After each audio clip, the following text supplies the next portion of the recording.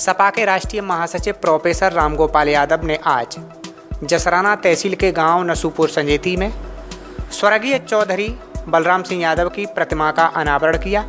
अनावरण के दौरान एक छोटी सी जमन सभा को संबोधित करते हुए कहा कि लोगों के पास पैसा तो है लेकिन कोई पहचान नहीं है, लेकिन स्वर्गीय बलराम सिंह यादव के बेटों ने जो मूर्ति लगवा कर काम किया है वह सराहनीय काम है। जीना उसी का सार्थक होता है जिसके जाने के बाद लोग उसे याद करें।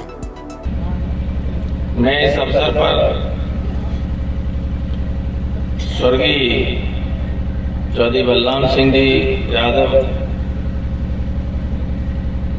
को श्रद्धांजलि अर्पित करता हूं और उनकी पत्नी श्रीमती सीमा यादव, पुत्रगण श्री अजय कुमार यादव, श्री गौरव यादव, श्री सौरभ यादव और उनके पौत्र सौर्य और कृष्णा तथा परिवार के सदस्य श्री राजपाल सिंह जी, सुभाष जी, धर्मेंद्र जी, यशपाल जी जो वो भी पुलिस में ही हैं, सब इंस्पेक्टर सुनील जी, शिवराम जी, इन सबको इस बात के लिए धन्यवाद देता हूँ कि आपने बुजुर्गों का सम्मान किया। उनके नाम को जब भी लोग प्रतिमा से या इस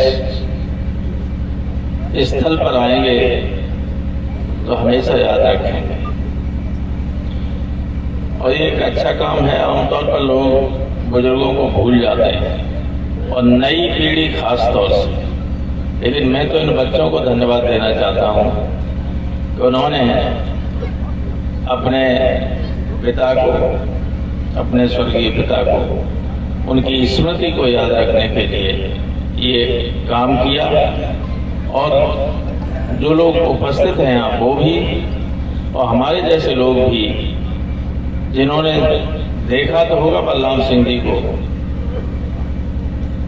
भेंट भी हुई होगी कभी न कभी, लेकिन इस कार्यक्रम के माध्यम से उनको याद रखने का, अपनी स्मृति में बनाए रखने का अवसर प्रदान किया। दुनिया में आते हैं और जो आते हैं वो तो चले जाते ही हैं, लेकिन जिनको याद रखा जाता है उनकी संख्या कम होती है। जीवन उन्हीं का सार्थक है, सफल है। बड़े बड़े राजा महाराजा हुए, आज के युग में बड़े बड़े संपन्न लोग हैं, इतने पैसे वाले हैं कि जो आसपास के सारे इलाके वो खरीद लें। अडानी, अंबानी और ये सब पैसा इकट्ठा करते चले जा रहे हैं। सरकार सारे देश के पैसे संपत्ति को बेचकर उन्हीं के हवाले एक तरीके से करती जा रही है। कार्यक्रम के दौरान उन्होंने भाजपा का नाम लिए बिना ही हमला बोला। कहा कि जिन लोगों के हाथों में आज सत्ता की चाबी है वह देश को निजी हाथों में बेच रहे हैं। रेलवे, BSNL, हवाई अड्डे, यहाँ तक बैंकों को भी निजी हाथों में देने की तैयारी है। लोगों का खुद का पैसा है लेकिन बैंकों से निकाल नहीं सकते। तरह तरह की पाबंदियां लगाई जा रही हैं। PM मोदी पर कटाक्ष करते हुए कहा कि जिस स्टेडियम का नाम सरदार वल्लभ भाई पटेल स्पोर्ट स्टेडियम था, आज उसका नाम बदलकर नरेंद्र मोदी स्टेडियम कर दिया है। देश के हवाई अड्डे और विदेशों में 300 लोन हैं, उन्हें बेचा जा रहा है। पहले बैंकों को एक दूसरे में मर्ज कर रहे थे, लेकिन अब समाचार पत्रों के माध्यम से पता चला है कि अब बैंकें बेची जा रही हैं।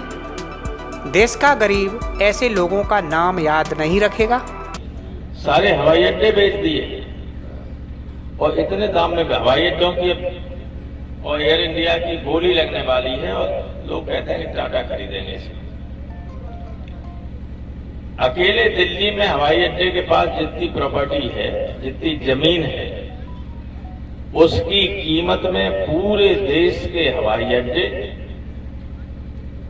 और विदेशों में 300 लॉन्च हैं। मैंने वाशिंगटन में, न्यूयॉर्क में, न्यूजीलैंड में, हवाना में, क्यूबा में इन अपने हमारे जो लॉन्च हैं उनको देखा, जिनकी किसी कीमत करोड़, 2 करोड़ तो छोड़िए, 300-400 करोड़ से कम की नहीं। ऐसे 300 लॉन्च, इन सबको बेच देंगे और आप देख लेना जब बोली निकलेगी तो कितने की होगी। केवल दिल्ली की जितनी संपत्ति है उस पे भी बोली नहीं लगेगी और बेच रहे हैं। ओएनजीसी सबसे बड़ा नवरत्न कंपनी थी जो तेल निकालती है समुद्र से या समुद्र के किनारे से भी, बॉम्बे हाई में ओएनजीसी, उसको बेच रहे हैं, बेच ही दिया लगभग। बीपीसीएल बेच रहे हैं, बैंकें बेच रहे हैं। अब तो संकट ये है, किसी बैंक में आपका पैसा जमा है तो ये ठिकाना नहीं कि पता नहीं किस प्राइवेट हाथ में चली जाए और आपका पैसा मिले या न मिले।